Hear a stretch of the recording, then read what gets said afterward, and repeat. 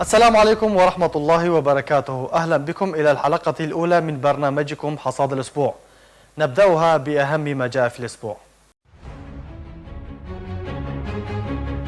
لقاء بين الرئيس مسعود البارزاني ووفد رفيع المستوى من المجلس الوطني الكردي في سوريا. الرئيس الأمريكي يحذر من كارثة اقتصادية في تركيا إذا ما أقدمت الأخيرة على عملياتها العسكرية ضد مناطق تواجد حلفائها. زعيم جبهة النصرة يبدي تعاطفه مع العملية العسكرية التركية ضد مناطق كردستان سوريا. انفجار في مدينة منبج يوقع عدد من القتلى والجرحى، من بينهم 2 من القوات الأمريكية. نائب برلماني سويسري يتهم تركيا بيع منتجات عفرين في أوروبا. صدور العدد 600 من جريدة كردستان الصادر عن إعلام حزب الديمقراطي الكردستاني سوريا. أهلا بكم مجددا. استقبل الرئيس مسعود البارزاني في منتجع صلاح الدين بأربيل وفد رئاسة المجلس الوطني الكردي في سوريا. وجاء في بيان الموقع الرسمي للرئيس البارزاني أنه جرى خلال اللقاء بحث الأوضاع والمستجدات السياسية وآخر المتغيرات في المعادلات الميدانية في سوريا. وأضاف أنه استعرض الوفد الضيف أوضاع الكرد في سوريا، وأبلغوا الرئيس البارزاني قلقهم حيال مستقبل الكرد. وأشار البيان إلى أن الوفد الرئاسة المجلس الوطني الكردي في سوريا عبر عن شكره للرئيس البارزاني تجاه دعمه الدائم ومساندته للشعب الكردي في سوريا، مثمنين عاليا مواقفه الأخيرة تجاه مصير الشعب الكردي في سوريا. ودعا وفد رئاسة المجلس الوطني الكردي بحسب البيان الرئيس البارزاني أن يوصل الصوت ومظلومية الشعب الكردي إلى المراكز الدبلوماسية والدولية. وتابع البيان أن الرئيس البارزاني وجه نصائحه وتوجيهاته للوفد الضيف بخصوص كيفية التعامل مع المستجدات وحماية الشعب الكردي في سوريا. الوفد ضم أعضاء هيئة الرئاسة للمجلس الوطني الكردي في سوريا: محمد إسماعيل، عبد الصمد خلف برو، نعمة داود، فصلة يوسف، وفيصل يوسف. بعد اللقاء مع الرئيس البارزاني أصدر المجلس الوطني الكردي بيانا جاء فيه بدعوة من فخامة الرئيس مسعود البارزاني استقبل سيادته يوم الخميس 10 من كانون الثاني وفدا من هيئة رئاسة المجلس الوطني الكردي وأعضاء من مكتب العلاقات الخارجية، حيث استمع الوفد إلى شرح من سيادته عن الأوضاع السياسية المستجدة، وخاصة ما يتعلق منها بالشأن السوري وما تتعرض لها المناطق الكردية في كردستان سوريا إلى أخطار جدية. وأعرب سيادته عن اهتمامه لما يعانيه أبناء الشعب الكردي فيها، وأكد على مواصلته بذل المزيد من الجهد الدبلوماسي والتي أثمرت عن تخفيف المخاوف والأخطار المحدقة بهم. كما أعرب عن ارتياحه لدور المجلس الوطني الكردي في العملية السياسية التفاوضية ورؤيته عن مستقبل سوريا وحل القضية الكردية فيها.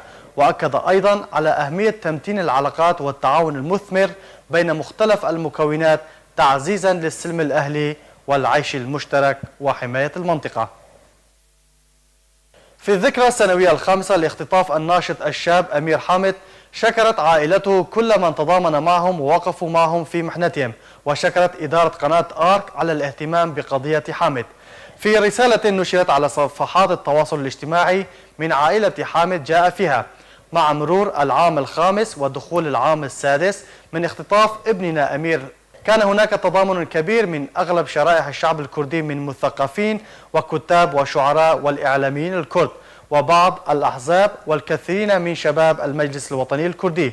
وكما وجهت عائلة حامد بطاقة الشكر في رسالتها إلى إدارة قناة آرك على تقريرها عن أمير حامد المعتقل في سجون الاتحاد الديمقراطي بيده.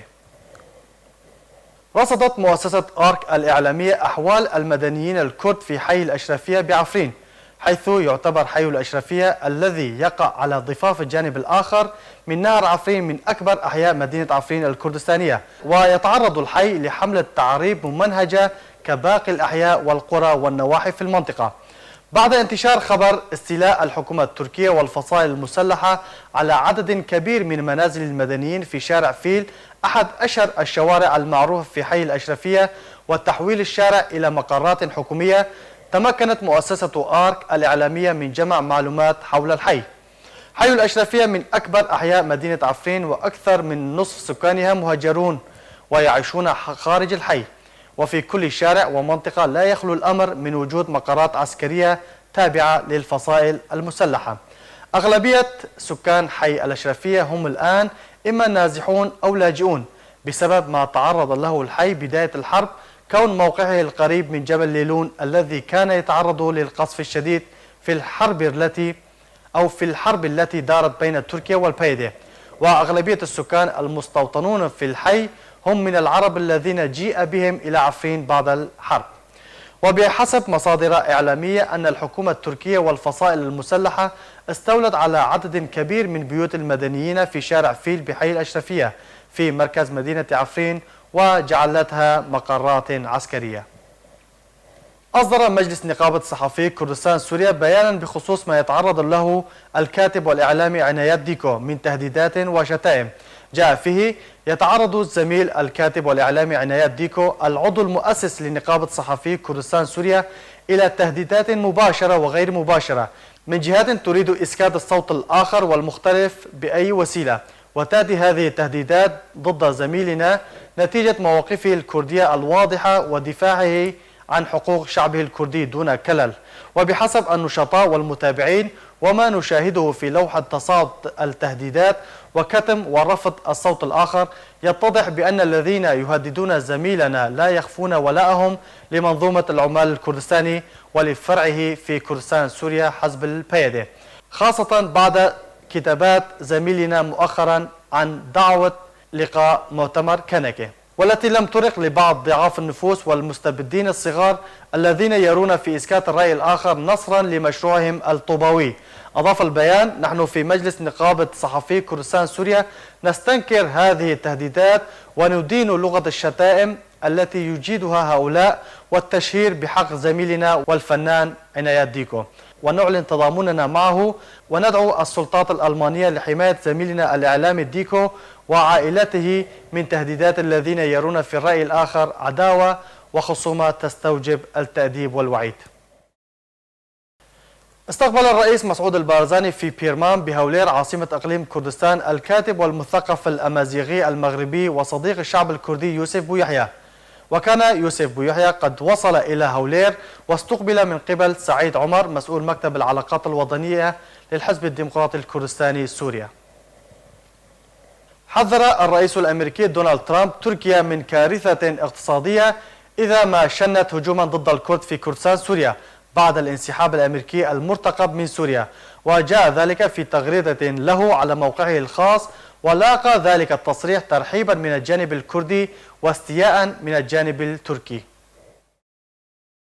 زار وفد من الحزب الاشتراكي الكردستاني مقر ممثلية إقليم كردستان للمجلس الوطني الكردي في هولير.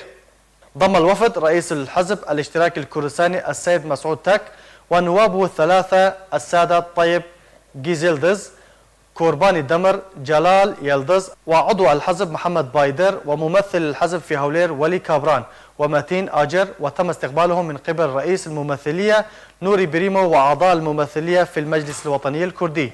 خلال اللقاء تحدث الطرفان عن آخر المستجدات على الساحة السورية بشكل عام والكردية بشكل خاص، وتم تبادل الآراء حول كيفية إحقاق حقوق الشعب الكردي في سوريا الجديدة وتثبيتها في الدستور السوري الجديد. أعلن زعيم مسلحي هيئة تحرير الشام أبو محمد الجولاني عن تأييده للعملية العسكرية التركية شرق الفرات ضد مسلحي البيدة. ورأى الجولاني خلال مشاركته في برنامج الحوار الذي نشر على موقع أمجاد التابع للهيئة أن حزب العمال الكردستاني عدو للثورة ويستولي على مناطق كثيرة فيها عدد كبير من العرب السنة، لذلك فنحن مع العملية شرق الفرات. قال عضو هيئة التفاوض السورية إبراهيم برو بأن ممثلي الكرد في هيئة التفاوض سيجتمعون مع المبعوث الدولي الجديد إلى سوريا جير بيترسون. صرح عضو لجنة العلاقات الخارجية للمجلس الوطني الكردي في سوريا وعضو اللجنة السياسية للحزب اليكيتي الكردستاني سوريا إبراهيم برو لمؤسسة آرك الإعلامية بأنه من المقرر أن يجتمع يوم الجمعة ممثلو المجلس الوطني الكردي في سوريا بهيئة التفاوض السورية مع المبعوث الدولي الجديد جير بيترسون. أضاف القيادي الكردي إبراهيم برو بأن خلال زيارته لعاصمة المملكة العربية السعودية الرياض سيجتمع بيدرسون مع المكونات السبعة لهيئة التفاوض، وأول اجتماع له سيكون مع ممثلي المجلس. هذا وكشف برو لآرك بأن وفد المجلس سيبحث مع المبعوث الدولي الجديد إلى سوريا رؤية المجلس الوطني الكردي في سوريا لحل الأزمة السورية وكيفية حل القضية الكردية وصياغة الدستور السوري الجديد. شهدت مدينتا عفرين ومنبج سلسلة من التفجيرات الإرهابية، ففي عفرين وقع انفجاران في حي المحمودية في مركز المدينة وناحية جنديرس، واقتصرت الأضرار على المادية فقط، بينما شهدت مدينة منبج تفجيرا ضخما راح ضحيتها العديد من المدنيين، وبحسب المصادر أن 2 من القوات الأمريكية لقوا حتفهم في ذلك الانفجار الذي تبناه تنظيم داعش الإرهابي. توفي 15 طفلا نازحا غالبيتهم من الرضع في سوريا جراء البرد القارس والنقص في الرعاية الصحية، وفق ما أفادت منظمة الأمم المتحدة للطفولة يونيسيف. وبحسب المنظمة فإن جميع الأطفال هم لأسر النازحين في مخيم الركبان الواقع قرب الحدود الأردنية جنوب شرق سوريا. وأصدرت منظمة الأمم المتحدة للطفولة يونيسيف بيانا الثلاثاء كشفت فيه وفاة 15 طفلا من أبناء النازحين السوريين جنوب شرق سوريا. وأفاد البيان بأن غالبية الأطفال المتوفين منهم من الرضع، وجاءت الوفاة بسبب البرد القارس ونقص المساعدات الإنسانية والرعاية الصحية. اتهم نائب سويسري الحكومة التركية بسرقة زيت الزيتون من عفرين ثم بيعه على أنه تركي المنشأ في دول الاتحاد الأوروبي من بينها إسبانيا، بحسب ما نشرت صحيفة ذا تيليغراف البريطانية. وحذر بيرنهارد جوهل المنتمي لحزب الديمقراطي المحافظ في سويسرا الحكومة من استغلال زيت الزيتون الذي تنهبه تركيا من عفرين لتبيعه في السوق الموحد للاتحاد الأوروبي، مدعيا أنه منتج تركي. وأضاف أن أموال تلك المبيعات تستخدم في تمويل الميليشيات المسلحة التابعة لأنقرة.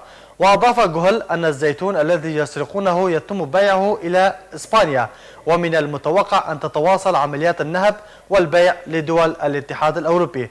ووفقا لموقع الصحيفة الإسبانية بابليك تستخدم الحكومة التركية عددا من الشركات الوسيطة لتصدير زيت الزيتون الذي تم الاستيلاء عليه من المناطق التي كانت تسيطر عليها البيدي. كما تضمن ملف النهب التركي لزيتون عفرين بحسب صحيفة بوبليكو بيانات تفيد بأن كميات من المحصول العام الماضي تبلغ قيمتها حوالي 70 مليون يورو بيعت في سوق الجملة الإسبانية، وتم تخصيص نحو 17 مليون يورو لتسليح الفصائل المسلحة.